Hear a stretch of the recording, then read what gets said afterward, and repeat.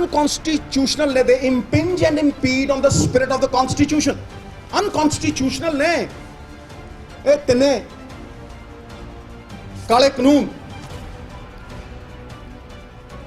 पंजाब नूं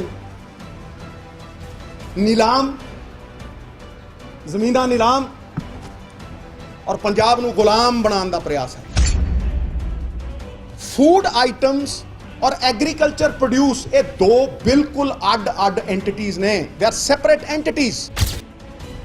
जंजीरां चाहे सोने दियां होण, चाहे लोहे दियां होण, चाहे कानूनां दियां होण, ये बंदे नूं गुलाम बनाउंदियां ने, सूबियां नूं गुलाम बनाउंदियां ने, फैडरल स्ट्रक्चर नूं खत्म करदियां ने। टुट जावणगीਆਂ जंजीरां, ताले खुल जाणगे।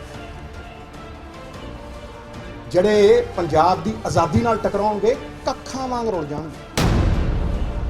ਇਹ ਆਜ਼ਾਦੀ ਸਾਨੂੰ ਸ਼ਹੀਦ ਆਜ਼ਮ ਭਗਤ ਸਿੰਘ ਨੇ ਦਿੱਤੀ। ਸਭ ਤੋਂ ਵੱਧ ਖੂਨ ਡੋਲਿਆ ਪੰਜਾਬੀਆਂ ਨੇ, ਸਭ ਤੋਂ ਵੱਧ ਬਲੀਦਾਨ ਨੇ, ਸਭ ਤੋਂ ਵੱਧ ਅਨਾਜ ਪ੍ਰੋਡਿਊਸ ਕੀਤਾ 2% ਨੇ। ਸਾਡੀ ਜਦੋਂ ਲੋੜ ਸੀ ਉਹ ਤਾਂ ਤਰਲੇ ਮਿੰਟਾਂ, ਹੁਣ ਯੂਜ਼ ਐਂਡ ਥਰੋ, मतलब निकल गया है तो पहचानते नहीं। ਕਾਂਗਰਸੀ ਵਿਧਾਇਕ ਨਵਜੋਤ ਸਿੰਘ ਸਿੱਧੂ ਅਕਸਰ ਹੀ ਚਰਚਾ 'ਚ ਰਹਿੰਦੇ ਨੇ। ਅਜਿਹੇ 'ਚ ਅੱਜ ਲੰਮੇ ਸਮੇਂ ਬਾਅਦ ਚੰਡੀਗੜ੍ਹ 'ਚ ਨਵਜੋਤ ਸਿੱਧੂ ਮੀਡੀਆ ਸਾਹਮਣੇ ਖੁੱਲ੍ਹ ਕੇ ਬੋਲੇ ਨੇ। ਉਹਨਾਂ ਕਿਹਾ ਕਿ ਇਤਿਹਾਸ ਗਵਾਹ ਹੈ ਕਿ ਅਜਿਹੇ ਬਹੁਤ ਮੌਕੇ ਆਏ ਨੇ ਕਿ ਸੂਬਾ ਸਰਕਾਰ ਨੇ ਸੈਂਟਰ ਦੇ ਆਦੇਸ਼ ਨੂੰ ਸਿਰੇ ਤੋਂ ਨਕਾਰਿਆ ਹੈ, ਸੈਂਟਰ ਦੀਆਂ ਹਦਾਇਤਾਂ ਨੂੰ ਲਾਗੂ ਨਹੀਂ ਹੋਣ ਦਿੱਤਾ ਹੈ।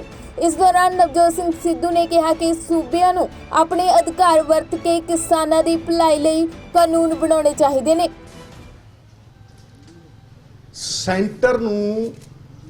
सेंटर दे आदेशां नूं नकारिया सिरे तो, चाहे वो अपनी डेमोक्रेटिक ताकत जिहड़ी लोकां ने उन्हां नूं दित्ती है वो वरत के, चाहे उन्होंने चुने नुमाइंदियां ने लोगों की ताकत वरत के, चाहे जी विधान ने सूबा सरकारों को ताकत दी है वो वरत के सिरे तो सेंटर दियां हदायतां नूं लागू नहीं होण दिता। चाहे कावेरी रिवर वाटर इशूज़ होवे, चाहे SYL का मुद्दा होवे, स्टेट खड़े रहे ने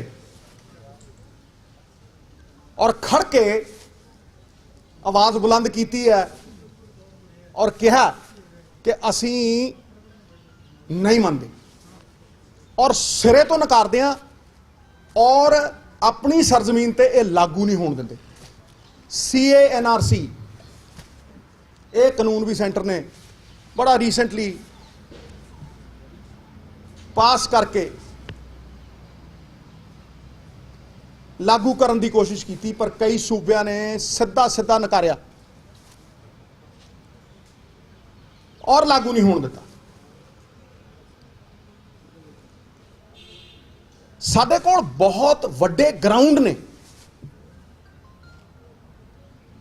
नॉट ओनली टू डिफाई, सिर्फ डिफाई नहीं करना बट टू डिनाई। बहुत वड्डे ग्राउंड ने, ये पहला भी होया और हुण भी होना चाहिए, क्योंकि जिहड़े कानून ने ये अनकॉन्स्टिट्यूशनल ने, एक इलीगल ने, दो ये सूबियां दे कानून बनाउण दे अधिकार दे उत्ते एक बहुत वड्डा अटैक है। ये साडे पुरखियां दे दिते फैडरल स्ट्रक्चर दे उत्ते बहुत वड्डा अटैक है। ये ठीक है कि अज पंजाब ने और राजस्थान ने अमेंडमेंटां करके इन्हां कानूनां दा पुरजोर विरोध किया, होना चाहिए सी, शलाघायोग है। लेकिन सानू पंजाब दे 3 करोड़ लोगों ने जिहड़ी डेमोक्रेटिक पावर दिती है उन्हां दियां एस्पिरेशनस नू मीट करन वास्ते कुछ होर मजबूत ठोस कदम चुकण की जरूरत है।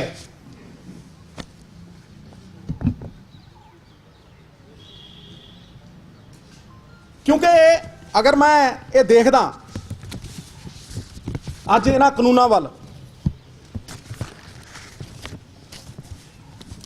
तो मैं उस हदायत नूं भी देखदा जिहड़ी तारीख ने और इतिहास ने साडे गुरुआं ने पीरां ने पैगंबरां ने सानू दित्ती। तारीख ने सदा ही सिख कौम को दिया है ये पैगाम कि हक मांगना तौहीन है, हक छीन लिया जाए।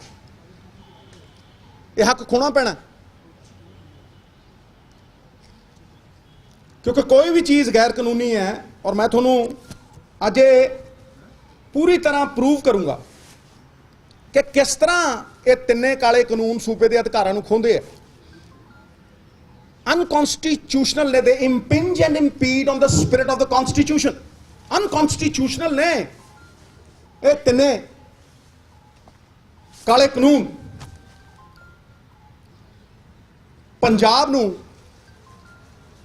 नीलाम, जमीनां नीलाम और पंजाब नूं गुलाम बनाने का प्रयास है, जिहड़ा कि कोई पंजाबी स्वीकार नहीं कर रहा।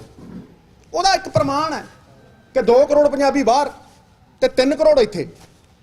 पार्टियां तो उत्ते उठ के हरेक इस गल दे उत्ते खड़ा है कि इन्हां नूं लागू नहीं होण देना, इन्हां नूं इंप्लीमेंट नहीं होण देना। इतिहास दोहरा रहा। हुण मैं तुहानूं ये दस दिना कि how are these 3 farm laws unconstitutional and illegal. It's very clear. सब तो पहली चीज कि इन्हां फार्म लॉज का जिहड़ा मेन सबजैक्ट है वो एग्रीकल्चर ते markets. 7th schedule of the Constitution clearly says this lies in the domain of the state governments. इस स्टेटां दा अधिकृत एरिया है। 7th शेड्यूल कॉन्स्टिट्यूशन की बड़ी क्लीयरली कहती है। हुण एक सेंटर वाले जिहड़े ने एक शब्दां दा जाल बुण के अफसरां द्वारा बनाया होया एक शब्दां दा जाल बुण के ये कहना चाहते हैं भी असी ते कॉन्करेंट लिस्ट दे उत्ते कानून बनाए, उस ट्रेड एरिया पाता। यह कहने की कोशिश की भी ट्रेड एंड कॉमर्स के अधीन आते हैं, जिथे के बड़ा क्लीयर है, एब्सोल्यूटली क्लीयर है कि centre of the authority food items के उत्ते यूज करके साडी एग्रीकल्चर प्रोड्यूस भी हथियाना चाहता। फूड आइटम्स और एग्रीकल्चर प्रोड्यूस ये 2 बिल्कुल अड अड एंटिटीज ने, दे आर सेपरेट एंटिटीज।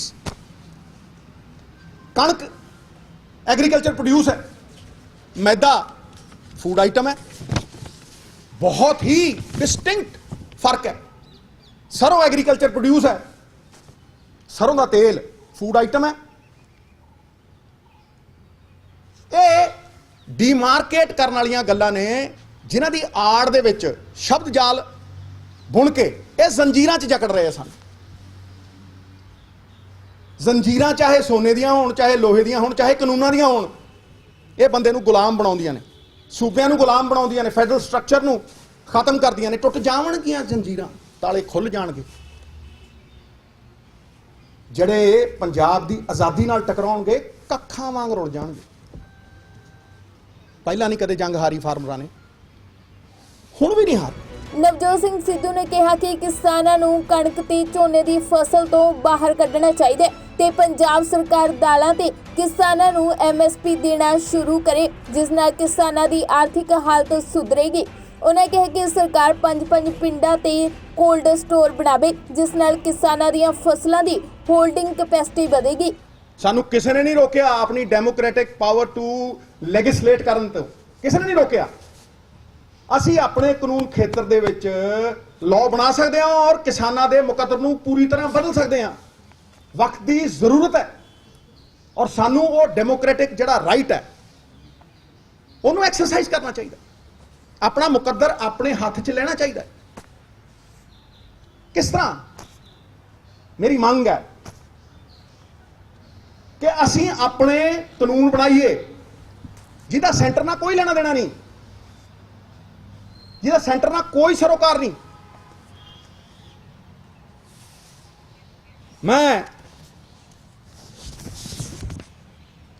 पहले कानून की गल करदा जिहड़ा साडे अख्तियार दे विच है, which is in our domain completely, expansion of MSP and procurement. असी सिर्फ कणक और झोने दे प्रोक्योरमेंट चों निकलीए, किस तरह किसान नूं होर फसलों के उत्ते MSP दईए ताकि असी डाइवर्सिफिकेशन कर सकीए। क्योंकि तुसी अगर झोना देखो, झोना लाना किसान की मजबूरी है, वो चाह के भी नहीं निकल सकता क्योंकि MSP मिलती ही झोने ते कणक ते है। लिख देंदे है मक्की, लिख देंदे है गन्ना, लिख देंदे है सारा कुछ, लिखते हैं 1600, मिलती 700 नहीं, 600 च भी चुकी नहीं गई। इस करके ਉਹਦੀ मजबूरी है। लेकिन ਉਹਦੀ मजबूरी ਦੇ ਨਾਲ एक होर गल है कि ਅਸੀਂ अपनी सस्टेनेबल लिमिट तो किते ज्यादा पानी, पंजाब का पानी करजे लै लै, ट्यूबवेल ला ला, पंपियां चला चला, सस्टेनेबल लिमिट तो किते वध पानी कढ़ रहे हैं असी। और मैं कदों का दौर आ रहा है कि 1 किलो झोना लाना होवे ते 5000 लीटर पानी लगता। तुसीं हिसाब ला लो कि जिन्ना SYL तो नुकसान होना सी उहदे किते वध करदे हैं हर साल। पानी एक्सपोर्ट करते हैं असीं झोने दे नाल, खाने तो सिर्फ 8%। फिर कहे जी सल्यूशन, मैं 6 महीने तो ही गल करदा, 6 महीने तो मैं इस डाइवर्सिफिकेशन की गल करदा, पानी बचाउण की गल करदा, ते कहना हमेशा भी अगर मान लो तो हार है और अगर बदलने की ठान लो तो जीत है। ये पक्की जित है। और मैं तुहानूं दसदा किवें। पहला तो मैं बड़ा क्लीयर हाँ, अज दे दिन अगर असी लैजिस्लेट करिए तो असी दालां ते ऑयल सीड्स के उत्ते MSP दे सकते। क्लीयर, सीधा। नाले डाइवर्सिफिकेशन होऊ, नाले पानी बचू, नाले किसान नूं झोने ते कणक तो इलावा कुछ उगाउण दा विकल्प मिलू। किदां? ओ महाराज मार्कफेड ते पंसप तो अगर तुसी प्रोक्योर कराओ, मार्कफेड ते पंसप तो, और तुसी दालां दे वास्ते, ऑयल सीड्स दे वास्ते तुसी कितना पैसा बाहरों इंपोर्ट करने लई खर्च रहे हो। तुसी जिन्ने पैसे दियां दालां आटा दाल स्कीम वास्ते भी बाहरों मंगाने हो, वो पैसा साइड ते रख लो, रख लो साइड ते कहो ये ते MSP दिया, उस दिन शुरू हो जू। आ नाल दे तुसी सूबे नूं देख लो, हरियाणा तिलां नूं प्रोक्योर करदा है, तेल बना के बेचदा। जिन्ना मर्जी कर लो, पंजाब ने तो सिखाया दुनिया नूं, पंजाब ते अज भी टॉर्च बीरर है, हर थां ते जुल्म ते लड़दा, जदों सब तो अगे लड़दा अलख जगाउंदा। ते ये ते सिखाई असीं है, ऋग्वेद दे टाइम दी खेती असीं सिखाई है। We are torch bearers. बाबे नानक दा किता सी, उन्हें सिखाया सानू, अपना हथी अपना आपे ही काज समारी। मैं उहदा ही सिख हां ते मैं ये पहली गल ये कर रहा। वी कैन बिगिन विद मां, मसूर ते तिल ते सरों इसे साल तो।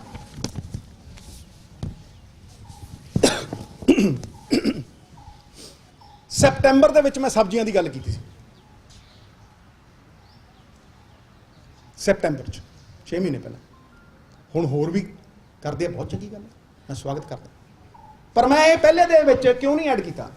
क्योंकि एक सिस्टम है, एक प्रोसीजर है। दूजा जिहड़ा मैं कानून बनाउण की गल करदा, वो इस चीज़ को फैसिलिटेट करूगा। चॉइस साडी है। हौली हौली हौली हौली तुसी जिन्ना मर्जी प्रोग्रेस कर लो, धीरे धीरे रे मना धीरे सब कुछ होए, माली सींचे 100 घड़ा ऋतु आए फल होए। क्यों कहना? ਕਿ ਫਾਰਮਰਾਂ ਨੂੰ ਤੁਸੀਂ ਹੋਲਡਿੰਗ ਕੈਪੈਸਿਟੀ ਦਿਓ, give them holding capacity through storage infrastructure. 5 ਪਿੰਡਾਂ ਦੇ ਵਿੱਚ ਇੱਕ ਕੋਲਡ ਸਟੋਰੇਜ ਬਣਾਓ, ਕਿੰਨਾ ਕੁ ਪੈਸਾ ਲੱਗਦਾ ਭਾਈ? ਹੈ ਕਿੰਨਾ ਕੁ ਪੈਸਾ ਲੱਗਦਾ? ਕਿਉਂਕਿ ਜਿੱਦਣ ਤੁਸੀਂ ਉਹਨੂੰ ਇਹ ਸਟੋਰੇਜ ਦੀ ਕੈਪੈਸਿਟੀ ਦਿਓਗੇ, ਹੋਲਡਿੰਗ ਕੈਪੈਸਿਟੀ ਦਿਓਗੇ, ਉਹਦੇ ਚ ਬਾਰਗੇਨਿੰਗ ਕੈਪੈਸਿਟੀ ਆਪੇ ਆ ਜੂ।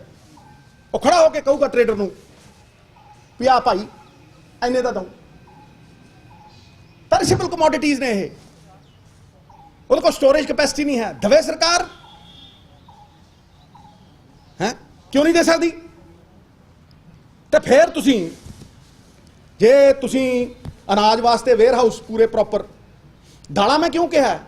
ਕਿਉਂਕਿ ਸਾਡੇ ਕੋਲ ਵੇਅਰ ਹਾਊਸ ਹੈਗੇ ਨੇ, ਜਿਵੇਂ ਕਣਕ ਸਟੋਰ ਕਰਦੇ ਆ ਉਦਾਂ ਅਸੀਂ ਦਾਲਾਂ ਸਟੋਰ ਕਰ ਸਕਦੇ ਹਾਂ। ਪਰ ਜੇ ਤੁਸੀਂ ਸਬਜ਼ੀਆਂ ਸਟੋਰ ਕਰਨੀਆਂ ਨੇ ਤੁਹਾਨੂੰ ਕੋਲਡ ਸਟੋਰੇਜ ਚਾਹੀਦੇ ਆ। ਜਦੋਂ ਮੈਂ ਅੰਮ੍ਰਿਤਸਰ ਦਾ MP ਹੁੰਦਾ ਸੀਗਾ ਤੇ ਰੌਲਾ ਪਾ ਕੇ ਉਦੋਂ ਫਲਾਈਟਾਂ ਸ਼ੁਰੂ ਕਰਾਈਆਂ ਸੀਗੀਆਂ ਤੇ ਇੱਥੋਂ ਬਰਮਿੰਗਮ ਤੇ ਟੋਰਾਂਟੋ ਜਾਂਦੀਆਂ ਹੁੰਦੀਆਂ ਸਬਜ਼ੀਆਂ 10-10 ਗੁਣਾ ਵੇਚਦੀਆਂ ਹੁੰਦੀਆਂ ਸੀਗੀਆਂ। ਹੁਣ ਖਾਂਦੇ ਉਹ ਬਰਸਲ ਸਪਰਾਊਟ। ਕਿਉਂ ਖਾਣ ਬਈ? ਸਾਡੀ ਗੋਭੀ ਕਿਉਂ ਨਾ ਖਾਣ, ਸਾਡੀਆਂ ਸਬਜ਼ੀਆਂ ਕਿਉਂ ਨਾ ਖਾਣ? ਪਰ ਉਹ ਤਾਂ ਹੀ ਹੈ ਕਿ ਜੇ ਤੁਸੀਂ ਉਹਨਾਂ ਨੂੰ ਅਲਾਉ ਕਰੋਗੇ, ਤੁਸੀਂ ਉਹਨਾਂ ਨੂੰ ਫੈਸਿਲਿਟੇਟ ਕਰੋਗੇ। ਕਿਸਾਨ ਤੇ ਆਰਗੈਨਿਕ ਖੇਤੀ ਵੀ ਕਰਨਾ ਚਾਹੁੰਦਾ, ਕੋਈ ਬਾਂਹ ਤੇ ਫੜੇ, ਬਾਂਹ ਫੜੇ। ਕਾਂਗਰਸੀ ਵਿਧਾਇਕ ਨਵਜੋਤ ਸਿੱਧੂ ਨੇ ਇਸ ਮੌਕੇ ਪੰਜਾਬ ਦੇ ਕਿਸਾਨਾਂ ਨੂੰ ਉਹਨਾਂ ਦੇ ਹੱਕਾਂ ਪ੍ਰਤੀ ਜਾਗਰੂਕ ਕੀਤਾ। ਇਸ ਦੇ ਨਾਲ ਹੀ ਉਹਨਾਂ ਕਿਸਾਨਾਂ ਦੇ ਹੱਕ 'ਚ ਆਪਣੀ ਆਵਾਜ਼ ਬੁਲੰਦ ਕਰਦਿਆਂ ਕੇਂਦਰ ਸਰਕਾਰ ਤੇ ਵੀ ਖੂਬ ਨਿਸ਼ਾਨੇ ਸਾਧੇ ਨੇ। ਮੈਂ ਤੇ ਜਰੀਏ ਦੱਸਦਾ ਨਾਲ, ਕਿਸੇ ਵੀ ਇਹ ਅੰਬਾਨੀ ਅਡਾਨੀ ਦੀ ਤਾਕਤ ਕੀ ਹੈ? ਜਰਾ ਸੋਚੋ, ਉਹਦੀ ਤਾਕਤ ਇਹੀ ਹੈ ਬਈ ਉਹ ਪੋਲਾ ਜਿਹਾ ਲੈਂਦਾ ਮਾਲ, ਹੁਣ ਤੇ ਉਹਨੂੰ ਲਾਇਸੈਂਸ ਦੇਤਾ ਵੀ ਭਾਈ ਤੂੰ 50 ਗੁਣੇ ਵੇਚ ਤੇ 100 ਗੁਣਾ ਵੇਚ, ਉਹ ਰੱਖ ਲੈਂਦਾ ਕਿ ਨਹੀਂ ਰੱਖਦਾ? ਫਿਰ ਉਹ ਜੋ ਜੀ ਕਰਦਾ ਮਨਮਾਨੀ ਕਰਦਾ। ਤੇ ਭਾਈ ਸਰਕਾਰ ਬਾਂਹ ਕਿਉਂ ਨਾ ਫੜੇ ਕਿਸਾਨ ਦੀ? ਫਿਰ ਉਹ ਕਿਉਂ ਸੜਕ ਤੇ ਜਾਊ? ਤੀਜੀ ਗੱਲ ਜਿਹੜੀ ਮੈਂ ਕਹਿ ਰਿਹਾ, ਔਰ ਇਹਦੇ ਵਿੱਚ ਹੀ ਸਾਰਾ ਕੁਝ ਆਊ, ਉਹ ਹੈਗੀ ਕੋਆਪਰੇਟਿਵ। ਸਾਨੂੰ ਆਪਣਾ ਕੋਆਪਰੇਟਿਵ ਦਾ ਕਾਨੂੰਨ ਅਮੈਂਡ ਕਰਨਾ ਪੈਣਾ। ਵੇਖੋ, ਕੋਆਪਰੇਟਿਵ ਨੂੰ ਰਜਿਸਟਰ ਕਦੋਂ ਕਰਨਾ, ਉਹਨੂੰ ਚਲਾਉਣਾ ਕਿਵੇਂ, ਉਹਦੀ ਮੈਨੇਜਮੈਂਟ ਇਹ ਕਿਸਾਨ ਦੇ ਹੱਥ 'ਚ ਹੋਣੀ ਚਾਹੀਦੀ। ਅੱਜ ਅਫਸਰਾਂ ਦੇ ਹੱਥ 'ਚ। ਹੁਣ ਵੀ ਤੁਸੀਂ ਘੁੰਡੀਆਂ ਜਿਹੀਆਂ ਪਵਾ ਲਓ ਅਫਸਰ ਤੋਂ ਕਿਸੇ ਤੋਂ ਤੇ ਕਹੋ ਜੀ ਅਸੀਂ ਕਿਸਾਨ ਲਈ ਕੋਆਪਰੇਟਿਵ ਬਣਾਤੇ, ਤੇ ਗਲਤ ਹੈ। ਤੁਹਾਨੂੰ ਕੋਈ ਮਿਹਨਤ ਕਰਨ ਦੀ ਲੋੜ ਨਹੀਂ, ਕੋਈ ਇਹੋ ਜਿਹਾ ਕਾਨੂੰਨ ਬਣਾਉਣ ਦੀ ਲੋੜ ਨਹੀਂ। ਮੈਂ ਤੁਹਾਨੂੰ ਕਹਿ ਰਿਹਾ ਕਿ ਪਲੈਨਿੰਗ ਕਮਿਸ਼ਨ ਨੇ ਕੋਆਪਰੇਟਿਵ ਐਕਟ 1991 ਬਣਾਇਆ ਹੋਇਆ, ਕੁਛ ਕਰਨ ਦੀ ਲੋੜ ਨਹੀਂ। ਉਹ ਅਧਿਕ੍ਰਿਤ ਕਰਦਾ ਹੈ, ਅਧਿਕਾਰ ਦਿੰਦਾ ਉਹ ਕਿਸਾਨ ਨੂੰ ਵੀ ਉਹ ਆਪ ਰਜਿਸਟ੍ਰੇਸ਼ਨ ਕਰਾਏ। ਹੁਣ ਤੇ ਉਹ ਗੁਲਾਮ ਹੈ ਰਜਿਸਟਰਡ ਕੋਆਪਰੇਟਿਵ ਸੁਸਾਇਟੀ ਦਾ, ਜਦ ਜੀ ਕਰੇ ਕੱਟ ਦੇ, ਜਦ ਜੀ ਕਰੇ ਬਣਾ ਦੇ। ਇਹ ਬਣਾਓ ਨਾ। ਵੀ ਹੈਵ ਟੂ ਸੀ ਕਿ ਅਸੀਂ ਫਾਰਮੈਲਿਟੀ ਕਰਨੀ ਹੈ ਕਿ ਗਰਾਊਂਡ ਰਿਐਲਿਟੀ ਇਹ ਪਤਾ ਲੱਗੇ ਨਾ। ਕਿਸਾਨ ਨੂੰ ਜਿੱਦਣ ਤੁਸੀਂ ਇਹ ਅਧਿਕਾਰ ਦਓਗੇ ਕਿ ਉਹ ਆਪਣੇ ਕੋਆਪਰੇਟਿਵ ਬਣਾ ਕੇ ਉਹਨੇ ਰਜਿਸਟ੍ਰੇਸ਼ਨ ਕਰ ਸਕਦਾ, ਉਹਨਾਂ ਦੀ ਮੈਨੇਜਮੈਂਟ ਕਰ ਸਕਦਾ, ਤੇ ਤੁਸੀਂ ਉਹਨੂੰ ਕਲੈਕਟਿਵ ਸਟਰੈਂਥ ਦਓਗੇ। ਇਕੱਠੇ ਹੋ ਕੇ ਸਾਰੇ ਕਿਸਾਨ ਉਸੇ ਦਿਨ ਪ੍ਰੋਡਿਊਸਰ ਤੋਂ ਇਹ ਤੈਅ ਕਰਨ ਲੱਗ ਜਾਣਗੇ ਵੀ ਅਸੀਂ ਕੀ ਕੀਮਤ ਲੈਣੀ ਹੈ ਇਕੱਠੇ ਹੋ ਕੇ ਉਸੇ ਦਿਨ। ਮੈਨੂੰ ਇੱਕ ਬੰਦਾ ਦੱਸ ਦਿਓ ਇਸ ਧਰਤੀ ਦੇ ਉੱਤੇ ਜਿਹੜਾ ਆਪਦੀ ਚੀਜ਼ ਦੀ ਪ੍ਰਾਈਸ ਆਪ ਨਾ ਤੈਅ ਕਰਦਾ ਹੋਵੇ। ਮੈਨੂੰ ਇੱਕ ਬੰਦਾ ਦੱਸ ਦਿਓ। ਤੁਸੀਂ ਜਾਓ ਦੁਕਾਨ ਦੇ ਉੱਤੇ, ਟੁੱਥਪੇਸਟ ਦੀ ਪ੍ਰਾਈਸ ਇੰਨੀ ਹੈ ਜੀ, ਇਹਦੇ ਤੇ ਇੰਨਾ ਟੈਕਸ ਹੈ, ਲੈਣੀ ਹੈ ਲਾਓ, ਨਹੀਂ ਜਾਓ। ਤੇਲ ਤੇ ਇੰਨੀ ਹੈ, ਇੰਨਾ ਲੈਣਾ ਲਾਓ, ਨਹੀਂ ਜਾਓ। ਗੱਡੀ ਵੇਚਣੀ ਹੈ, ਇੰਨੇ ਦਊਂ, ਇੰਨੇ ਲੈਣੇ ਆ, ਦੇਣੇ ਆ, ਦੇ ਨਹੀਂ ਜਾ। ਸਵਾਏ ਕਿਸਾਨ ਦੇ। ਕਿਸਾਨ ਪਰਚੂਨ ਤੋਂ ਖਰੀਦਦਾ ਤੇ ਹੋਲਸੇਲ 'ਚ ਵੇਚਦਾ। ਹੀ is the only person who buys in retail and sells in wholesale. ਕਿਉਂ? ਕਿਉਂਕਿ ਉਹਦੇ ਕੋਲ ਪੈਰਿਸ਼ੇਬਲ ਕਮੋਡਿਟੀ ਹੈ, ਉਹ ਇੱਕ ਦਿਨ ਨਹੀਂ ਰੱਖ ਸਕਦਾ। ਉਹਨੂੰ ਕਿਹਾ ਜਾਂਦਾ ਦੇਣੀ ਹੈ, ਦੇ ਨਹੀਂ ਨਾ, ਉਹ ਕਿੱਦਾਂ ਰੱਖ ਲੂ? ਮੈਂ ਤੁਹਾਨੂੰ ਐਗਜ਼ਾਮਪਲ ਦਿੰਦਾ ਮਹਾਰਾਜ, ਇਹ ਸਾਰਿਆਂ ਨੂੰ ਇੱਕ ਇੱਕ ਬੰਦੇ ਨੂੰ ਸਮਝਾਊ। ਜਦੋਂ ਸੀਜ਼ਨ ਹੁੰਦਾ ਤੇ ਉਹ ਟਮਾਟਰ ਲੈ ਕੇ ਮਾਰਕੀਟ 'ਚ ਜਾਂਦਾ, ਉਹ ਟਮਾਟਰ 3 ਰੁਪਏ ਨੂੰ ਵਿਕਦਾ। ਉਹ ਕਹਿੰਦਾ ਯਾਰ 4 ਦੇ ਦੇ, 5 ਦੇ ਦੇ। ਉਹਨੂੰ ਪਤਾ ਹੈ ਵੀ ਅਗਲੇ ਦਿਨ ਗਲ ਜੂ ਟਮਾਟਰ, ਕੋਲਡ ਸਟੋਰੇਜ ਮੇਰੇ ਕੋਲ ਹੈ ਨਹੀਂ, ਉਹ ਟਮਾਟਰ ਤੋਂ 3 ਰੁਪਏ ਦਾ ਲਿੱਤਾ ਜਾਂਦਾ, ਉਸੇ ਦਿਨ ਪਰਚੂਨ ਤੇ 25 ਰੁਪਏ ਦਾ ਵਿਕਦਾ। ਤੇ ਜੇ ਮਹੀਨੇ ਇੱਕ ਬਾਅਦ ਜਾਂ ਡੇਢ ਬਾਅਦ ਜਾਂ ਦੋ ਬਾਅਦ ਉਹਨੇ ਟਮਾਟਰ ਲੈਣਾ ਹੋਵੇ, ਉਹ ਪਰਚੂਨ ਦੀ ਦੁਕਾਨ ਤੋਂ 65 ਦਾ ਖਰੀਦਦਾ, ਆਪਦਾ ਹੀ 3 ਰੁਪਏ ਦਾ ਟਮਾਟਰ ਉਹ 65 ਦਾ ਖਰੀਦਦਾ। ਇਹਨੂੰ ਕੌਣ ਇਨਸਾਫ ਕਹੂ? ਫਿਰ ਕਿਉਂ ਨਾ ਉਹ ਇਹ ਕਹੂ ਵੀ ਮੇਰੀ ਮਿਹਨਤ ਕੋਈ ਹੋਰ ਖਾਈ ਜਾਂਦਾ ਹੈ। ਜੇ ਤੁਸੀਂ ਕੋਈ ਗੱਲ ਨਹੀਂ, ਆਪਣੇ ਤੇ ਨਹੀਂ ਕਰਦਾ, ਫਿਕਰ ਨਾ ਕਰ, ਆਪਾਂ ਚੰਗਾ ਕੰਮ ਕਰ ਰਹੇ ਤੇ ਗਿਰੀ ਨਹੀਂ ਸਕਦਾ। ਤੁਸੀਂ ਅਡਾਨੀ ਨੂੰ ਸਟੋਰੇਜ ਦਿੰਦੇ ਹੋ ਸੈਂਟਰ ਦੀ ਜ਼ਮੀਨ ਦੇ ਉੱਤੇ, ਮਿੱਤਰੋ, ਸੈਂਟਰ ਦੀ ਜ਼ਮੀਨ ਦੇ ਉੱਤੇ। ਆਖੇ ਕੀ ਕਿ ਜਦੋਂ FCI ਡਿਸਬੈਂਡ ਹੋ ਜਾਊਗੀ, ਕਰਜ਼ਾ ਉਹਦੇ ਤੇ ਆਪ ਚੜਾਇਆ, ਕਿ ਜਦੋਂ FCI ਖਤਮ ਹੋ ਜੂ, ਹਾਂਜੀ, ਤੇ FCI ਖਤਮ ਹੋਣ ਤੋਂ ਪਹਿਲਾਂ ਹੀ ਅਡਾਨੀ ਸਾਹਿਬ ਉਹਦੇ ਤੇ ਸਾਈਲੋ ਬਣਾ ਰਹੇ ਆ, ਉਹਨਾਂ ਦੀ ਜ਼ਮੀਨ 'ਚ ਉਹਨਾਂ ਦੀ ਬਣਾਈ ਫਿਰਦੇ ਆ। 12 ਲੱਖ ਮੀਟ੍ਰਿਕ ਟਨ ਦੀ ਸਟੋਰੇਜ ਦੇਈ ਫਿਰਦੇ ਆ। ਹੁਣ ਕਹਿੰਦੇ 3 ਸਾਲਾਂ 'ਚ 25 ਲੱਖ ਮੀਟ੍ਰਿਕ ਟਨ ਕਰ ਇਹ ਸਟੋਰੇਜ। ਤੇ ਦੇਖੋ ਤੁਸੀਂ ਸਟੋਰੇਜ ਤੇ ਕੀ ਕਹਿੰਦੇ, ਸਟੋਰੇਜ ਤੇ ਕਹਿੰਦੇ ਆ ਅਡਾਨੀ ਸਾਹਿਬ ਤੁਸੀਂ 5% ਸਟੋਰੇਜ ਕਰੋਗੇ, ਅਸੀਂ ਪੈਸੇ ਤੁਹਾਨੂੰ 100 ਦੇ ਦਿਆਂ। ਵਾਹ, ਮੈਕਸਿਮਮ ਸਪੋਰਟ ਪ੍ਰਾਈਸ ਤੇ। ਬੱਲੇ ਉਹ ਬੱਲੇ, ਗੰਨੇ ਚੂਪਣ ਨੂੰ ਬਾਂਦਰੀ, ਡੰਡੇ ਖਾਣ ਨੂੰ ਵਿੱਚ ਹੈ।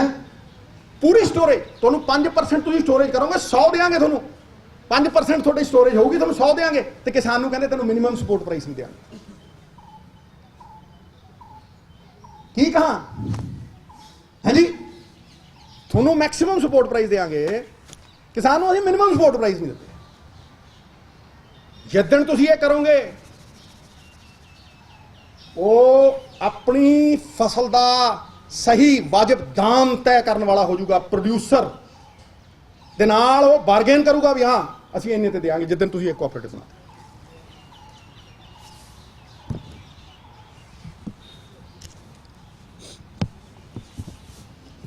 ਅਗਲੀ ਜਾਲੀ ਮੈਂ ਗੱਲ ਕਰਨੀ ਚਾਹਨਾ, ਇਹ ਕਿਸਾਨ ਨੂੰ ਫੇਸ ਟੂ ਫੇਸ ਕੈਪੀਟਲਿਸਟ ਦੇ ਨਾਲ ਐਟ ਪਾਰ ਖੜਾ ਕਰ ਦੂ। ਐਟ ਪਾਰ ਬੜੇ ਨੇ, ਤੁਸੀਂ ਉਹ ਮੁੱਲ ਵਾਲੇ ਹੀ ਦੇਖ ਲਓ, ਹੋਰ ਦੇਖ ਲਓ, ਕਿੰਨੇ ਦੇਖ ਲਓ, ਆਪਣੇ ਵੇਰਕੇ ਦੇਖ ਲਓ। ਇੱਕ 2 ਏਕੜ ਵਾਲਾ, 2 ਕਿਲੋ ਵਾਲਾ ਤੇ 100 ਕਿਲੋ ਵਾਲਾ ਸੇਮ ਦੇਖ ਲਓ, ਜਾ ਕੇ ਦੇਖ ਲਓ, ਤੁਹਾਨੂੰ you will see it yourself. ਇਹ ਕਲੈਕਟਿਵ ਸਟਰੈਂਥ, ਬਾਰਗੇਨਿੰਗ ਕੈਪੈਸਿਟੀ, ਇੱਕ ਪ੍ਰੋਡਿਊਸਰ ਨੂੰ ਉਹਦਾ ਹੱਕ ਸਾਨੂੰ ਦੇਣਾ ਪਊ। ਨੰਬਰ 3, ਨੰਬਰ 4 ਹੀ ਹੋ ਗਿਆ, ਕੋਆਪਰੇਟਿਵ ਹੋ ਗਏ। ਫਿਰ ਇਹ ਨੰਬਰ 4 ਐਗਰੀਕਲਚਰ ਲੇਬਰ।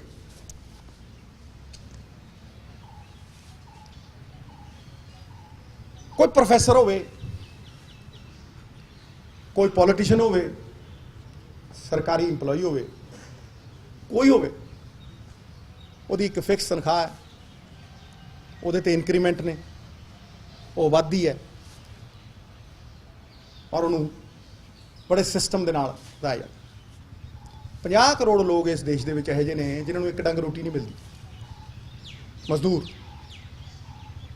ਹਾਂਜੀ, 80% ਪੰਜਾਬ ਇਹੋ ਜਿਹਾ ਜਿਹੜਾ ਇਨਫਾਰਮਲ ਇਕਨੋਮੀ 'ਚ ਕੰਮ ਕਰਦਾ। ਉਹ ਮਜ਼ਦੂਰ ਜਿਹਦੀ ਬਾਂਹ ਫੜਨੀ ਚਾਹੀਦੀ ਹੈ ਸਰਕਾਰ ਨੂੰ, ਜੈਕਾਰ ਹੋਊਗੀ। ਪ੍ਰੋਫੈਸਰਾਂ ਦੀਆਂ ਪੋਲੀਟੀਆਂ ਫਿਕਸਡ ਵੇਜਸ ਨੇ, ਐਨੂਅਲ ਇਨਕਰੀਮੈਂਟ ਨੇ, ਔਰ ਬਦਕਿਸਮਤੀ ਨਾਲ ਸਾਡੀ ਪਛਾਣ, ਸਾਡੀ ਜਾਨ ਕਿਸਾਨ MSP ਲਈ ਲੜ ਰਿਹਾ। ਮੈਂ ਮੰਗ ਕਰਦਾ, ਇਹ ਤਾਂ ਦੇਖ ਹੀ ਲਿਆ ਕਿ ਸਰਕਾਰਾਂ ਕਾਰਪੋਰੇਟਸ ਲਈ ਕੀ ਕਰਦੀਆਂ ਨੇ, 0.1% ਲੋਕਾਂ ਲਈ ਕੀ ਕਰਦੀਆਂ ਨੇ। 5-5 ਲੱਖ ਕਰੋੜ ਰੁਪਈਆ ਛੱਡਦੀਆਂ ਨੇ, ਰੈਵਨਿਊਜ਼ ਫੋਰਗੋਨ ਛੱਡਦੀਆਂ ਨੇ। 17 ਲੱਖ ਕਰੋੜ ਰੁਪਈਆ ਬੈਂਕਾਂ ਦਾ ਚੁਕਾਤਾ, NPA 60-60 ਨਾਲ, ਕਿਸੇ ਪ੍ਰਾਈਵੇਟ ਬੈਂਕ ਦਾ ਨਹੀਂ ਹੈ, ਸਾਰਾ ਸਰਕਾਰੀ ਬੈਂਕਾਂ ਦਾ ਚੁਕਾਤੇ ਸਾਰੇ। ਹਾਂਜੀ, ਇਹ ਜਾਣਦੇ ਹਾਂ ਅਸੀਂ ਵੀ ਉਹਨਾਂ ਲਈ ਕੀ ਕਰ ਰਹੇ। ਪਰ ਮੈਂ ਮੰਗ ਕਰਦਾ ਕਿ ਮਨਰੇਗਾ ਲਾਈਕ ਇਨਕਮ ਸਪੋਰਟ 2-2.5 ਏਕੜ ਵਾਲੇ ਕਿਸਾਨ ਦੇ ਖੇਤ ਦੇ ਵਿੱਚ, ਚਾਹੇ ਕਿਸਾਨ ਜਾਵੇ ਚਾਹੇ ਮਜ਼ਦੂਰ ਜਾਵੇ, ਉਹਨੂੰ ਮਨਰੇਗਾ ਲਾਈਕ ਵੇਜ ਸਪੋਰਟ ਮਿਲਣੀ ਚਾਹੀਦੀ ਹੈ। ਮੈਂ ਮੰਡੀ ਗਿਆ, ਸਬਜ਼ੀ ਮੰਡੀ, ਮੈਂ ਧਾਰਾ ਦੀ ਗੱਲ ਕਰਦਾ, ਮੰਡੀ ਗਿਆ ਮੈਂ, ਉੱਥੇ ਮੰਡੀ ਇੱਕ ਮਜ਼ਦੂਰ ਨਾਲ ਮੈਂ ਗੱਲ ਕੀਤੀ। ਮੈਂ ਕਿਹਾ ਭਾਈ ਤੇਰੀ ਕਿੰਨੀ ਦਿਹਾੜੀ ਹੈ? ਉਹ ਕਹਿੰਦਾ ਜੀ 250। ਮੈਂ ਕਿਹਾ ਕਦੋਂ ਤੋਂ ਹੈ? ਉਹ ਕਹਿੰਦਾ ਜੀ ਪਿਛਲੇ 1.5-2 ਸਾਲਾਂ ਤੋਂ 250 ਹੀ ਹੈ। ਮੈਂ ਵਧੀ ਹੈ 5 ਰੁਪਏ 10 ਰੁਪਏ? ਕਹਿੰਦਾ ਨਾ। ਮੈਂ ਕਿਹਾ ਦਾਲ ਕਿੰਨੇ ਦੀ ਹੋ ਗਈ? ਕਹਿੰਦਾ ਜੀ 6 ਮਹੀਨਿਆਂ 'ਚ 50 ਰੁਪਏ ਤੋਂ ਦਾਲ 120 ਹੋ ਗਈ ਤੇ 150 ਤੇ ਖੜੂਗੀ। ਕਹਿੰਦਾ ਜੀ ਟਮਾਟਰ ਬਹੁਤ ਵੱਧ ਗਏ। ਕਹਿੰਦਾ ਜੀ ਮਟਰ ਅੱਜ 110 ਨੂੰ ਮਿਲਦਾ ਹੁੰਦਾ ਸੀ ਪਹਿਲਾਂ 10 ਨੂੰ। ਮੈਂ ਕਿਹਾ ਫਿਰ ਤੇਰੀ ਤਨਖਾਹ ਜਾਂ ਤੇਰੀ ਦਿਹਾੜੀ 250 ਤੋਂ ਕਿਸੇ ਨੇ 260 ਵੀ ਕੀਤੀ ਹੈ? ਕਹਿੰਦਾ ਨਾ। ਮਤਲਬ ਜਦੋਂ ਕੀਮਤ ਵਧਾਈ ਤੁਸੀਂ ਦਾਲ ਦੀ ਦੁੱਗਣੀ, ਤੇ ਜਦੋਂ ਤੁਸੀਂ ਕੀਮਤ ਵਧਾਈ ਮਟਰ ਦੀ 10 ਗੁਣੀ ਤੇ ਹੋਰ ਚੀਜ਼ਾਂ ਦੀ, ਮਿੱਤਰਾਂ ਨਾਲ ਸ਼ੇਰ ਪਾਣੀ ਜਦੋਂ ਤੁਸੀਂ ਉਹ ਕੀਮਤਾਂ ਵਧਾਈਆਂ, ਕਿ ਤੁਸੀਂ ਉਸ ਇਨਫਲੇਸ਼ਨ ਦੇ ਨਾਲ, ਉਸ ਮਹਿੰਗਾਈ ਦੇ ਨਾਲ ਕਿਸੇ ਗਰੀਬ ਦੀ ਜਿਹੜੀ ਦਿਹਾੜੀ ਆ ਉਹਨੂੰ ਲਿੰਕ ਕੀਤਾ। It should be linked to inflation. ਤੁਸੀਂ ਅਡਾਨੀ ਦੇ ਸਾਈਲੋ ਲਿੰਕ ਕੀਤਾ। ਆ ਜਾ ਮੇਰਾ ਕੋਈ, ਮੈਂ ਤਾਂ ਪਹਿਲਾਂ ਦਾ ਬੁਲਾਉਣਾ, ਆਓ ਬੈਠੋ। ਅਡਾਨੀ ਨੂੰ ਜਿਹੜੀ ਪੇਮੈਂਟ ਮਿਲੂਗੀ ਉਹ ਇਨਫਲੇਸ਼ਨ ਦੇ ਨਾਲ ਲਿੰਕ ਹੋਈ ਹੈ। ਉਹ ਇਨਫਲੇਸ਼ਨ ਦੇ ਹਿਸਾਬ ਦੇ ਨਾਲ ਮਿਲੂਗੀ। ਜਿੰਨੀ ਕੀਮਤ ਵਧੂ ਉਹਨੂੰ ਉਹਦੀ ਸਟੋਰੇਜ ਦੀ ਵੀ ਬਾਕੀ ਵੀ ਪੈਸੇ ਮਿਲਣਗੇ ਉਹਨੂੰ। ਲੇਕਿਨ ਇੱਕ ਲੇਬਰਰ ਨੂੰ ਨਹੀਂ। ਮੈਂ ਕਿਉਂ ਕਹਿ ਰਿਹਾ? ਮੈਂ ਇੱਕ ਸੱਥ 'ਚ ਬੈਠਾ ਅਟਾਰੀ, ਉੱਥੇ ਇੱਕ ਮੇਰਾ ਵੀਰ ਮੇਰਾ ਹੱਥ ਫੜ ਕੇ ਮੈਨੂੰ ਕਹਿੰਦਾ, ਸਿੱਧੂ ਸਾਹਿਬ ਮੈਂ ਮਟਰ ਲਾਉਣਾ। ਕਹਿੰਦਾ ਜੇ 2 ਰੁਪਏ ਮਟਰ ਦੀ ਲਵਾਈ ਹੈ ਤੇ ਲੇਬਰ ਵੀ ਮੈਨੂੰ 2 ਦੇਣੀ ਚਾਹੀਦੀ, ਮੈਨੂੰ ਬਚਦਾ ਹੀ ਕੁਛ। ਜਦੋਂ ਤੁਸੀਂ ਖੇਤ 'ਚ ਜਾਂਦੀ ਉਹਦੀ ਲੇਬਰ ਨੂੰ ਵੇਜ ਸਪੋਰਟ ਦਿਓਗੇ ਤਾਂ ਤੁਸੀਂ ਕਿਸਾਨ ਦਾ ਬੋਝਾ ਘੱਟ ਕਰ ਦਿਓਗੇ, ਖਤਮ ਕਰ ਦਿਓਗੇ। ਜਿਹੜੇ 2 ਰੁਪਏ ਉਹ ਦਿੰਦਾ ਹੈ ਲੇਬਰ ਨੂੰ, ਜਦੋਂ ਸਰਕਾਰ ਇਨਫਲੇਸ਼ਨ ਦੇ ਨਾਲ ਲਿੰਕ ਕਰਕੇ ਬਕਾਇਆ ਪੇ ਕਰੂਗੀ ਤੇ ਬੱਲੇ ਬੱਲੇ ਹੋਊ, ਨਾਲੇ ਗਰੀਬ ਦੀ ਨਾਲੇ ਕਿਸਾਨ ਦੀ, ਛੋਟੇ ਦੀ।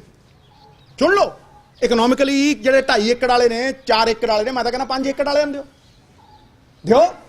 ਵੈਸੇ ਵੀ ਤੁਸੀਂ ਸਨਮਾਨ ਭੱਤਾ ਹੀ ਦੇ ਦਿਓ ਉਹਨੂੰ, ਕਿਉਂਕਿ ਉਹ ਖੇਤ 'ਚ ਮਿੱਟੀ ਨਾਲ ਮਿੱਟੀ ਹੋ ਰਿਹਾ। ਡਿਮਾਂਡ ਡਰਿਵਨ ਹੈ ਇਹ ਮਨਰੇਗਾ। ਹਾਂਜੀ, ਸੈਂਸੈਕਸ ਹੋਇਆ ਪਿਛਲਾ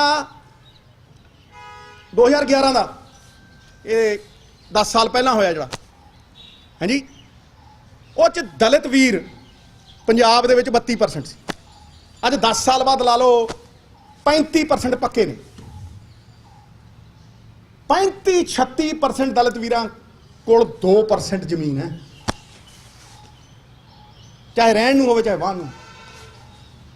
35% ਦਲਿਤ ਵੀਰਾਂ ਦੀ ਆਬਾਦੀ ਕੋਲ ਸਿਰਫ 2%। ਹਾਂਜੀ, ਉਹਨਾਂ ਦੀ ਬਾਂਹ ਫੜੋ ਨਾ, ਉਹ ਲੇਬਰ ਕਰਦੇ। ਦੇਖ ਲਓ ਜਾ ਕੇ ਸਵੇਰੇ ਲੇਬਰ ਚੌਂਕ ਖੜ ਜਾਓ, ਉੱਥੇ ਨਹੀਂ ਖਾਣਾ ਜਿਹੜਾ ਕਿਸਾਨ ਦਾ। ਹੋਰ ਛੱਡੋ, ਅੰਮ੍ਰਿਤਸਰ ਦੀ ਸਬਜ਼ੀ ਮੰਡੀ ਸਭ ਤੋਂ ਵੱਡੀ ਹੈ, ਉੱਥੇ ਜਾ ਕੇ ਪਤਾ ਕਰ ਲਓ ਵੀ ਜੋ ਸਿੱਧੂ ਕਹਿੰਦਾ ਸਹੀ ਹੈ ਕਿ ਨਹੀਂ। 250 ਤੋਂ ਵਧੀ ਹੈ। ਇਹ 4 ਚੀਜ਼ਾਂ ਸਾਡੇ ਹੱਥ ਨੇ, ਕਿਸੇ ਸੈਂਟਰ ਵਾਲੇ ਵੱਲ ਨਹੀਂ ਦੇਖਣਾ।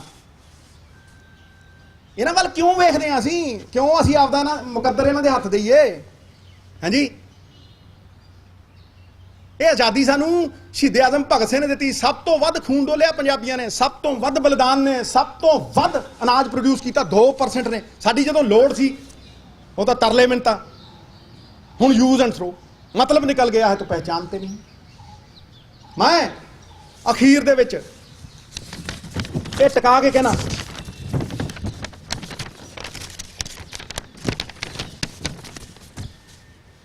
नंबर 2 पॉइंट सी दा कैपेसिटी टू बारगेन, मैं कह ही दिता सीगा तुहानूं, होल्डिंग कैपेसिटी। मैं एंड करदा, अपना प्रण करदा, हर पंजाबी करी बैठा कि प्रण करदे आ आज़ादी दी शाम नहीं होण देंगे। भगत सिंह, उधम सिंह, सराभा साहब वर्गे वीरां दियां समाधियां नूं बदनाम नहीं होण देंगे। जब तक तन विच गर्म लहू दी एक बूंद भी बाकी है, पंजाब दी सरजमीन नूं नीलाम नहीं होण देंगे। ਇਹ ਪ੍ਰਾਣ ਮੈਂ ਖੜਾ, ਮੈਨੂੰ ਕੁਛ ਨਹੀਂ ਚਾਹੀਦਾ। ਇਹ ਮੈਂ ਮੰਗਾ ਰੱਖਣੀ, ਸ਼ੇਰਾਂ ਦੀ ਕੌਮ ਹੈ ਪੰਜਾਬੀ। ਸ਼ੇਰ ਜੋ ਕੰਮ ਕਰਦਾ ਨਾ ਉਹ ਅਧੂਰਾ ਨਹੀਂ ਕਰਦਾ। ਬਾਂਸ ਦੇ ਪਿੰਜੜਿਆਂ 'ਚ ਸ਼ੇਰ ਨੂੰ ਤੁਸੀਂ ਕੈਦ ਨਹੀਂ ਕਰ ਸਕਦੇ। ਉਹ ਜੋ ਕੰਮ ਕਰਦਾ ਪੂਰੀ ਤਾਕਤ ਲਾ ਕੇ ਕਰਦਾ, ਅਧੂਰਾ ਨਹੀਂ ਕਰਦਾ, ਪੂਰਾ ਕਰਦਾ। ਇਸ ਕਰਕੇ ਸ਼ੇਰਾਂ ਵਾਂਗ ਨਿਰਣਾ ਲਈ ਔਰ ਇਸ ਕਾਲੇ ਕਾਨੂੰਨਾਂ ਦੀ ਕੈਦ ਦੇ ਵਿੱਚੋਂ ਆਜ਼ਾਦ ਹੋਈਏ। ਸਾਨੂੰ ਹੱਕ ਦਿੱਤੇ ਹੈ, ਜਮਹੂਰੀਅਤ ਦੇ ਹੱਕ, ਲੋਕਤੰਤਰਿਕ ਹੱਕ ਦਿੱਤੇ ਹੈ ਸਾਨੂੰ। ਪੰਜਾਬ ਦੇ ਲੋਕਾਂ ਨੇ ਆਸ ਦੇ ਨਾਲ ਦੇਖਦੇ ਆ, ਉਮੀਦ ਦੇ ਨਾਲ ਦੇਖਦੇ ਆ, ਵਿਸ਼ਵਾਸ ਦੇ ਨਾਲ ਦੇਖਦੇ ਆ। ਔਰ ਮੈਨੂੰ ਆਸ ਹੈ ਕਿ ਅਸੀਂ ਜਿਨ੍ਹਾਂ ਨੂੰ ਜਿਤਾਇਆ ਆਸਾਂ ਦੇ ਨਾਲ, ਉਹਨਾਂ ਦੀ ਪਿੱਠ ਨਹੀਂ ਲੱਗਣ ਦਿਆਂਗੇ। ਬੋਲੇ ਸੋ ਨਿਹਾਲ, ਸਤਿ ਸ੍ਰੀ ਅਕਾਲ। ਥੈਂਕ ਯੂ ਵੈਰੀ ਮੱਚ, ਬਹੁਤ ਬਹੁਤ ਸ਼ੁਕਰੀਆ ਜਨਾਬ। ਦੇਖੋ ਸਰ, ਪਹਿਲੀ ਗੱਲ ਤਾਂ ਐਤਕੀ CLP ਹੋਈ ਨਹੀਂ ਸੀ। ਮੈਂ ਤੇ ਬੈਠਾ ਹੀ ਹਾਂ, ਜਦੋਂ ਬੁਲਾਉਂਦੇ ਆ ਮੈਂ ਹਮੇਸ਼ਾ ਹੀ ਜਾਂਦਾ। ਮੇਰੇ ਤਾਂ ਪ੍ਰਪੋਜ਼ਲ ਬੰਦ ਕਮਰਿਆਂ 'ਚ ਵੀ ਨੇ, ਖੁੱਲ੍ਹੇ ਆਮ ਵੀ ਨੇ, ਹਰ ਥਾਂ ਤੇ ਦਿੱਤੇ ਆ। ਭਾਵੇਂ ਮਤਲਬ ਤੁਸੀਂ ਹੁਣ ਗੱਲ ਨੂੰ ਘੁਮਾਈਓ ਨਾ, ਕਿਸੇ ਹੋਰ ਪਾਸੇ ਨਾਲ ਜਾਈਏ। ਦੇਖੋ ਮੈਂ ਤੇ ਪ੍ਰਪੋਜ਼ਲ, ਚਾਹੇ ਮਾਈਨਿੰਗ ਹੋਵੇ, ਚਾਹੇ ਕੋਈ ਪ੍ਰਪੋਜ਼ਲ, ਮੈਂ ਤਾਂ ਮੈਨੂੰ ਲੱਗਦਾ 100 ਪ੍ਰਪੋਜ਼ਲ ਦਿੱਤੇ। ਦੇਖੋ ਜਿਨ੍ਹਾਂ ਨੇ ਨਿਰਣੇ ਲੈਣੇ ਆ, ਮੇਰੀ ਦੇਖੋ ਅਸੀਂ ਤੇ ਮੰਗ ਹੀ ਕਰ ਸਕਦੇ ਆ। ਹਰੇਕ ਪੋਲੀਟੀਸ਼ੀਅਨ ਮੰਗ ਕਰਦਾ, ਕੋਈ ਚਿੱਠੀ ਲਿਖਦਾ, ਕੋਈ ਕੁਛ ਕਰਦਾ। ਇਸ ਕਰਕੇ ਅਸੀਂ ਵੀ ਨੀਵੇਂ ਹੋ ਕੇ, ਨਿਮਾਣੇ ਹੋ ਕੇ ਮੰਗ ਕਰਦੇ ਮਹਾਰਾਜ। ਮੈਂ ਹਰ ਬਲੂ ਪ੍ਰਿੰਟ ਦਿੱਤਾ, ਤੁਸੀਂ ਮੇਰੇ ਚੈਨਲ ਦੇ ਉੱਤੇ ਦੇਖ ਲਓ, ਹਰ ਥਾਂ ਤੇ ਚੱਲਦਾ ਉਹ। ਮੇਰੀ ਗੱਲ ਨੂੰ ਸੁਣੋ, ਮੇਰੀ ਬੜੇ ਧਿਆਨ ਨਾਲ ਗੱਲ ਨੂੰ ਸੁਣੋ। ਹਰੇਕ ਚੀਜ਼ ਮੈਂ ਹੀ ਨਹੀਂ ਕਰੀ ਜਾਣੀ। ਇੱਕ ਗੱਲ ਨੂੰ ਸਮਝੋ ਕਿ ਜਦ ਤੱਕ ਸਰਕਾਰ ਇਹਦੇ 'ਚ ਇੰਟਰਸਟ ਦਿਖਾਊਗੀ, ਮੈਨੂੰ ਕਹਿਣਗੇ ਮੈਂ ਪਟਾਕ ਦੇਣੇ ਦੇ ਦੂੰ। ਔਰ ਕੋਈ ਉਹਨੂੰ ਚੈਲੰਜ ਕਰ ਦੂਗਾ ਤਾਂ ਮੈਨੂੰ ਕਹਿ ਦਿਓ। ਮੈਨੂੰ ਦੇਖੋ, ਇੱਕ ਗੱਲ ਨੂੰ ਸਮਝ ਲਓ, ਇਹ ਤੇ ਮੈਂ ਸੁਝਾਅ ਵੀ ਦੇ ਰਿਹਾ, ਮੰਗ ਵੀ ਕਰ ਰਿਹਾ। ਔਰ ਇਹਨੂੰ ਆਪਾਂ ਕਿਸੇ ਹੋਰ ਪਾਸੇ ਨਾਲ ਲਿਜਾਈਏ, ਜੋ ਮੈਂ ਕਿਹਾ ਉਹਦੇ ਤੇ ਖੜੀਏ। ਇਸੇ ਕਰਕੇ ਮੈਂ ਸਵਾਲਾਂ ਦੇ ਜਵਾਬ ਦੇਣ ਤੋਂ ਕਰਾਉਣਾ, ਕਿਉਂਕਿ ਮੈਂ ਆਪਣੇ YouTube ਚੈਨਲ ਦੇ ਉੱਤੇ ਇਹ ਗੱਲਾਂ ਅੱਜ ਦੀਆਂ ਨਹੀਂ ਕਰਦਾ। ਇਹ ਸੈਪਟੈਂਬਰ 'ਚ ਕਿਹਾ ਸੀ ਮੈਂ। ਸਬਜ਼ੀਆਂ, ਸਟੋਰੇਜ ਕਪੈਸਿਟੀ, ਐਗਰੀਕਲਚਰ ਤੇ ਕੀ ਕਹਿਣਾ ਚਾਹੀਦਾ, ਸਭ ਕੁਝ ਆਨਲਾਈਨ ਔਨ ਰਿਕਾਰਡ ਪਿਆ, ਔਨ ਰਿਕਾਰਡ। ਦੇਖੋ ਭਾਜੀ, ਅਸੀਂ ਦੇਖੋ ਮੇਰੀ ਗੱਲ ਨੂੰ ਸੁਣੋ, ਅਸੀਂ ਇੱਕ ਦਾਇਰੇ 'ਚ ਬੰਨੇ ਹੋਏ ਆ, ਅਨੁਸ਼ਾਸਨ 'ਚ ਬੰਨੇ ਹੋਏ ਆ। ਜਿਹੜਾ ਹੱਕ ਕਮੇਟੀ ਦੀ ਰਿਪੋਰਟ, ਮੈਂ ਚੇਅਰਮੈਨ ਸੀ, ਨਾਲ ਮਨਪ੍ਰੀਤ ਭਾਜੀ ਸੀ, 2-3 ਵਜ਼ੀਰ ਸੀ, ਪੂਰੀ ਦਿੱਤੀ ਹੋਈ ਆ। ਹੁਣ ਤੁਹਾਡੇ ਥਰੂ ਤੁਹਾਡਾ ਦੇ ਸਕਦਾ ਮੈਂ। ਦੇਖੋ ਇਹ ਗੱਲ ਮੈਂ ਇਹਦਾ ਜਵਾਬ ਨਹੀਂ ਦੇਣਾ ਚਾਹੁੰਦਾ, ਕਿਉਂਕਿ ਫਿਰ ਤੁਸੀਂ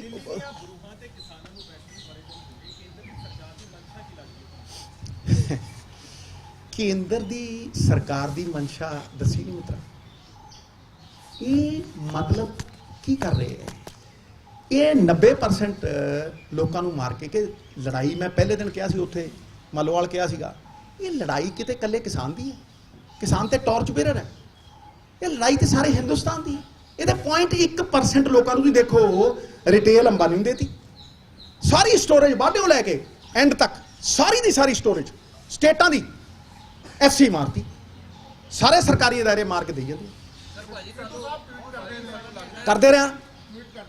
जंग में बादशाह की जान को खतरा ना हो, इसलिए जंग नहीं राजनीति कहते हैं। जंग के लिए तो बादशाह को नहीं। तू जानी जाना मित्र, तू सब कुछ जानना। Thank you very much, God bless all. ਜ਼ਿਕਰਯੋਗ ਹੈ ਕਿ ਨਵਜੋਤ ਸਿੰਘ ਸਿੱਧੂ ਕਿਸਾਨਾਂ ਦੇ ਹੱਕ 'ਚ ਆਪਣੀ ਆਵਾਜ਼ ਅਕਸਰ ਬੁਲੰਦ ਕਰਦੇ ਰਹਿੰਦੇ ਨੇ ਤੇ ਕਿਸਾਨਾਂ ਦੇ ਮੁੱਦੇ ਸੰਬੰਧੀ ਨਵਜੋਤ ਸਿੱਧੂ ਸੋਸ਼ਲ ਮੀਡੀਆ ਤੇ ਵੀ ਕਾਫੀ ਸਰਗਰਮ ਰਹਿੰਦੇ ਨੇ। ਆਏ ਦਿਨ ਉਹ ਕਿਸਾਨਾਂ ਲਈ ਆਪਣੇ ਸੋਸ਼ਲ ਮੀਡੀਆ ਅਕਾਊਂਟ ਤੇ ਆਪਣੀ ਰਾਏ ਵੀ ਸਾਂਝੀ ਕਰਦੇ ਨੇ। ਬਿਊਰੋ ਰਿਪੋਰਟ, ਪੰਜਾਬੀ ਲੋਕ ਚੈਨਲ।